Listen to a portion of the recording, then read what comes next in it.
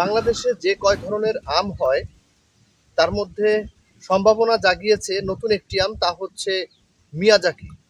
বাংলায় যেটাকে বলা হয় সূর্য ডিম। সূর্য ডিম জাপানের বিখ্যাত আম।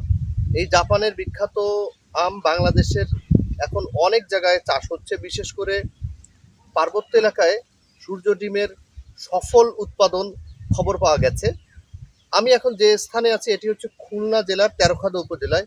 এখানেও সূর্য ডিম আমের বেশ ছোট ছোট গাছ, সেখানেও ফলন আছে, দূরেও দেখা যাচ্ছে। সূর্য ডিম আমের আসলে এটার কি কি গুণাগুণ এবং এটার সফল এবং এটার জন্য কেন মানুষের এত আগ্রহ সেটা আমরা জানার চেষ্টা করব আজকে।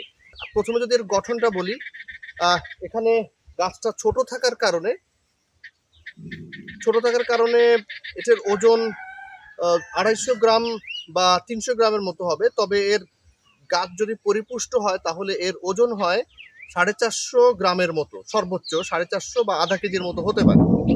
আর মোটামুটি এটা একটু গড় সাইজ, আমার হাতে যেটা এটা হচ্ছে গড় সাইজ। এবং সূর্য ডিম আমের সবচেয়ে বড় আকর্ষণের বিষয় হচ্ছে যে এর যখন মুকুল থেকে গুটি বাঁধা শুরু হয় তখন থেকে কিন্তু এই সামনে এই কালারটি আসা শুরু করে, এবং যখন পুরোপুরি এভাবে হলদে হয়ে যায় পুরো বডিটা, যেখানে সবুজের যে অংশ কম থাকে, তখন বুঝতে পারা যায় যে আসলে এখানে আর এটা বাতি হয়ে গেছে, ম্যাচিওর হয়ে গেছে, পেকে গেছে। আমরা এখন একটু সূর্য ডিম আম দেখবো যে সূর্য ডিম আম যেহেতু এটা গাছ থেকে পড়েছে আর গাছের অন্যগুলো দেখা যাচ্ছে সেগুলো কিন্তু অতটা নিচের দিকে সবুজ আছে।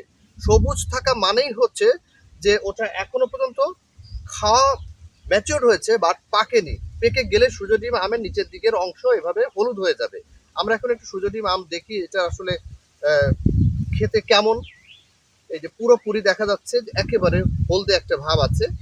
আর বিশেষ করে এর যে শ্বাস ভেতরে খুবই ছোবলা, খুবই কম ছোবলা, একেবারে পাতলা, এবং শ্বাস দেখেই বোঝা যাচ্ছে যে এটা আসলে পেকেই গেছে।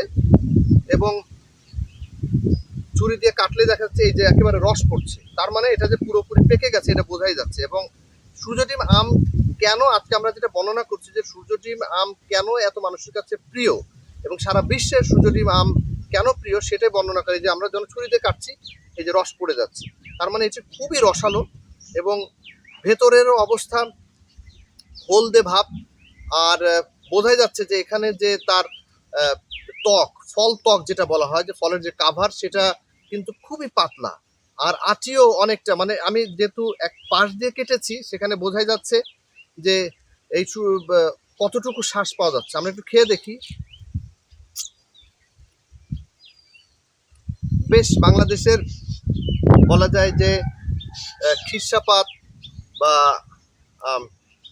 ল্যাংড়া এই ধরনের একটা স্বাদ আছে। আর এর বিষয়টা হচ্ছে এতে কোনো আঁশ নাই, আর এর শ্বাসের পরিমাণটা অনেক বেশি।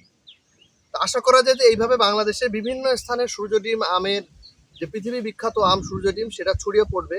এ প্রত্যাশায় আজকের মতো আপনাদের থেকে বিদায়।